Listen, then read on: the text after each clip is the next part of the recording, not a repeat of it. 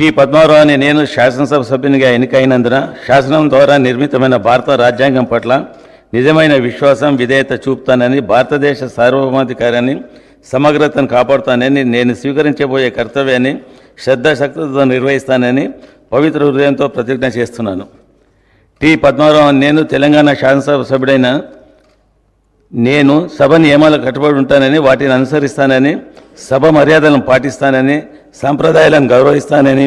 పవిత్ర హృదయంతో ప్రతిజ్ఞ చేస్తున్నాను. శ్రీ పైడి రాకేష్ రెడ్డి గారు,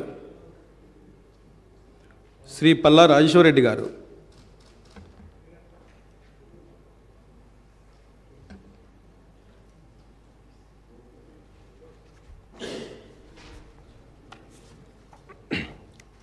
పల్లా రాజేశ్వర రెడ్డి అనే నేను శాసనసభ సభ్యునిగా ఎన్నికైనందున శాసనం ద్వారా